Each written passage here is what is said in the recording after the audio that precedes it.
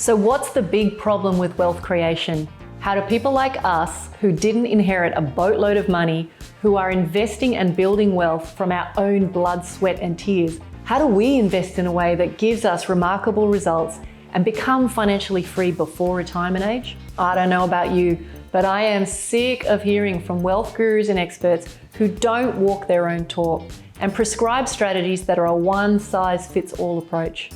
For self-made people like you and me, I'm here to tell you that you don't need to be superhuman or already wealthy to reach financial freedom earlier than 65. This is the Alternative Investing Podcast. Hey guys, welcome back to the podcast. In today's episode, it's going to be fun. I'm going to be unpacking for you what I call the 100-year plan.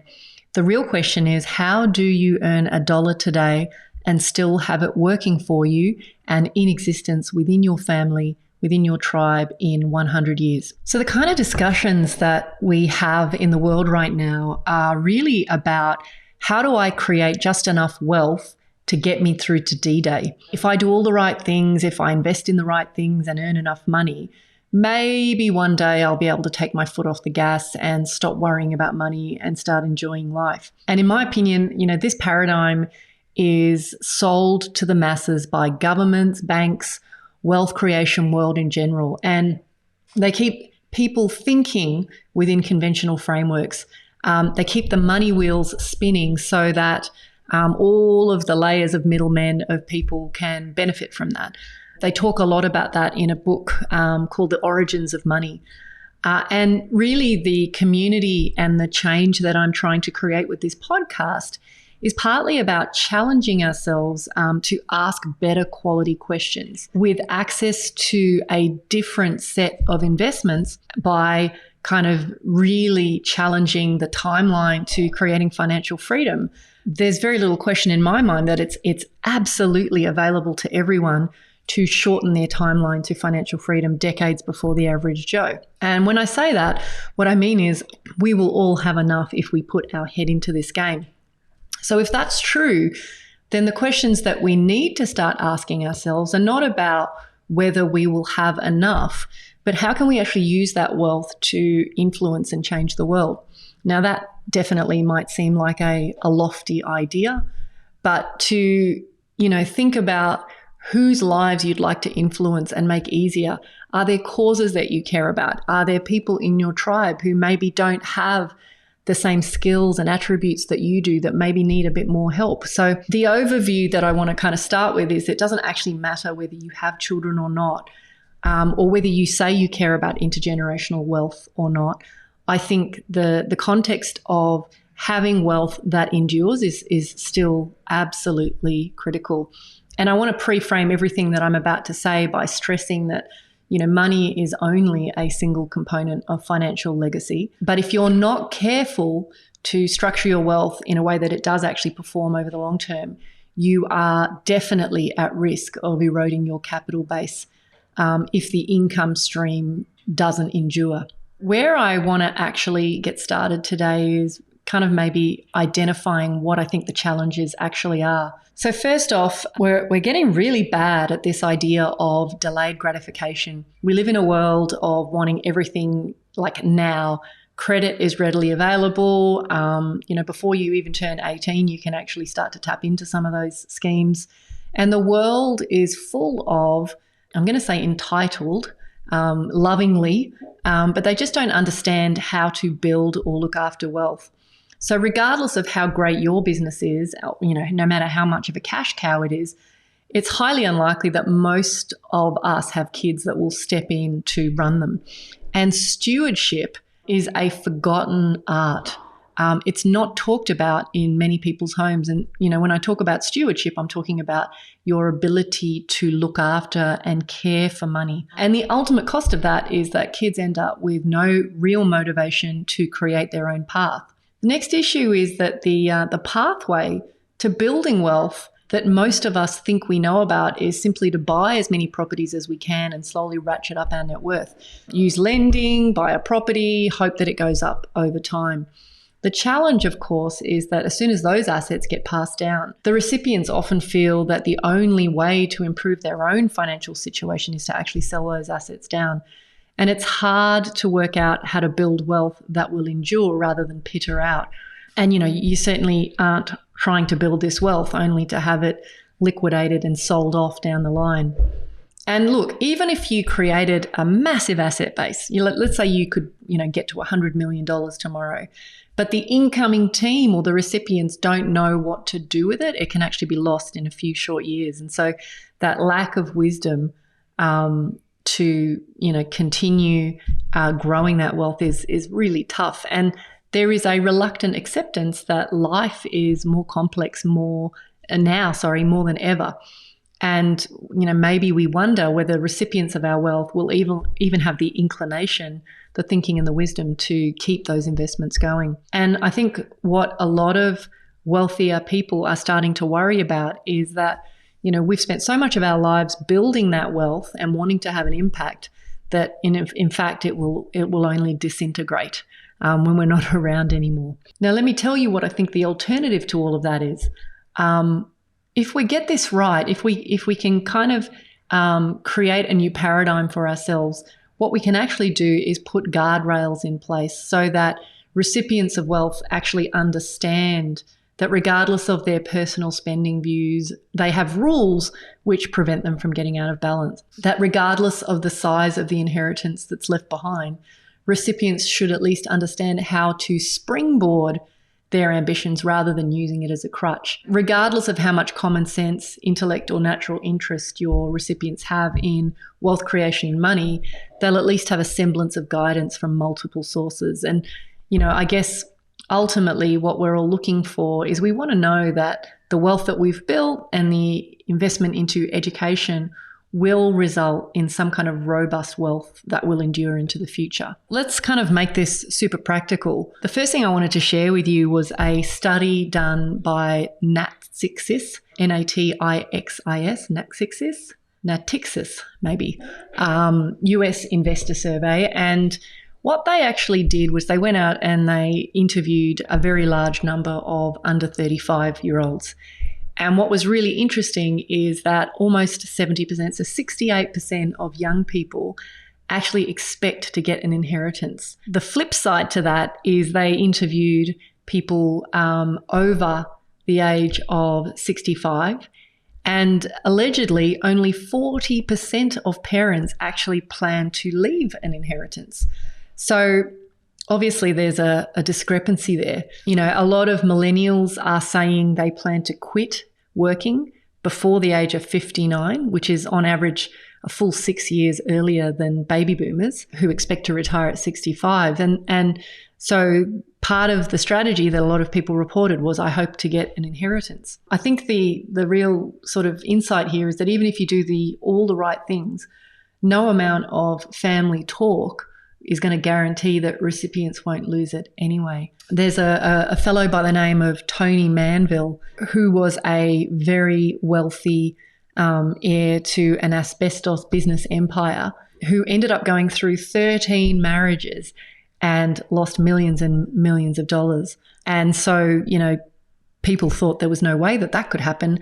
And just a series of poor personal decisions basically killed the fortune. So those are the sorts of things that you can't insure against. It's also really important to understand that lots of people have opinions about this sort of stuff, but nothing is for certain. And the only thing that you can do with, all of this is stack the odds in your favor. So, from my perspective, after studying intergenerational wealth, financial legacy, family office for years and years now, it's abundantly clear that there are plenty of arguments out there for how you should develop your estate and manage financial legacy, but it's all just opinion. So my goal today is really just to kind of share with you some insights that you may not have heard before and help you formulate what you might do with your own financial legacy. So I think the best way to do this is always through stories. The first thing I want to kind of flag is that there are huge differences between the attitude of the new rich, meaning people like us who are self-made. We didn't get any money handed down to us, versus old money where maybe there's been several generations of wealth inheritance. And, I think there was a study done by Fortune of 30 multi-millionaires, decamillionaires. And of those 30, 6 of them said that their children would be much better off with only minimal inheritances. And, almost half of those people, so 15 out of those 30, at least half, plan to leave as much to charity as they did to their children. And 12 comparable old money estates, only one of them gave away as much. So I think the insight of this survey was that old money tends to want to keep it in the family, whereas new money, because they've had to work to create that wealth, I think there's an inherent recognition that it's really important to try and impart some of that wisdom from a life lesson perspective. So let me give you some examples here. So Mark Zuckerberg, he's worth, in excess of, I'm going to say 70 billion now. That number keeps moving. When he had his first child in 2015, him and his wife Priscilla made a really interesting announcement. They basically said they don't actually plan to leave their billions at all to their children. And instead they founded the Chan Zuckerberg Initiative. And their plan is that they're going to give 99% of their Facebook shares, which is probably in excess of $40 billion, to advancing that mission. Bill Gates, very similar. They've basically described that they're actually giving their kids a minuscule portion of their estimated, I'm going to say 90 billion plus fortune. And Bill Gates has been quoted as saying they've got to find their own way. And, the truth is, even though a tiny fraction of their wealth will be enough to put each of their children in amongst the wealthiest individuals in the world, Bill Gates believes it will actually compel them to rely on themselves. So it's not actually in their favour to have them inherit huge sums of money, and that it distorts what they might do and distorts them from creating their own path. So they actually, and I know they're separated now, but they planned to put the majority of their fortune towards charitable causes, including their own foundation, which is, aimed at eradicating disease and poverty. And they're going to do that along with, fellow billionaire Warren Buffett. So they've created what they're calling a giving pledge. And what they're trying to encourage is more of the super rich people to leave the majority of their wealth to philanthropic causes. Chuck Feeney, at age 86, Chuck Feeney was the co-founder of the Duty Free Shoppers Group. He's probably actually 88, I'm going to say. He's actually technically not a billionaire anymore, and that's because over the course of his life, he has been very quietly dedicating the donation of his entire fortune to charitable causes. So that his plan is, I think he was once worth about $8 billion. He's down to allegedly his last $2 million, which is 0.001% of the amount that he's given away. So, Business Insider reported that his children won't see even $1 from their inheritance. But they're super understanding about their father's goodwill. And one of their children actually said that, it is eccentric, but that he sheltered them from being people who would have treated them differently had they had the money. So, I guess her claim was that it made us normal people. Obviously, Warren Buffett, I always like to refer to Warren Buffett. He plans, at the point that I've put this together, allegedly to leave each of his children, 3 children, $2 billion, which is nowhere near the full scope of his, $70, $80 billion fortune. He's quoted as saying he wants to leave his kids enough money so that they feel they could do anything, but, not so much that they do nothing. I know I've read an article that his daughter was quoted as talking about, in terms of slight frustration, that Warren Buffett doesn't believe in handouts, and so she wasn't even able to go to him to ask for support to renovate the kitchen. his expectation is that, it's your life. You need to manage your finances on your own. Not sure how true that is, but it makes for a great story anyway. But yeah, he's pretty much committed to donating more than 99% to charity.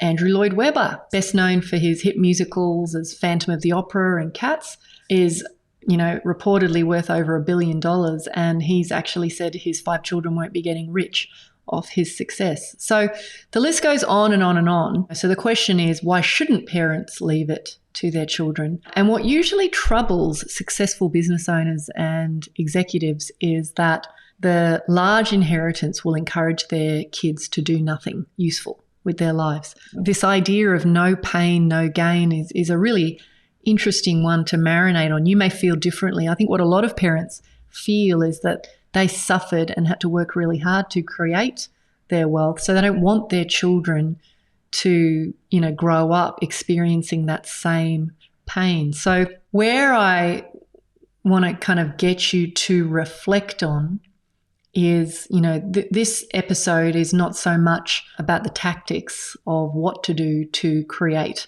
a dollar that you earn today and have it, be available in 100 years, but it's more about the thinking that goes with it. I'd love to continue this as maybe a series and kind of unpack it in more detail. But where I want to leave you today is getting you to reflect with your family, with your partner, within your tribe, or even just by yourself over a cup of tea, is think about what is your view on the level of financial support of your family that matters.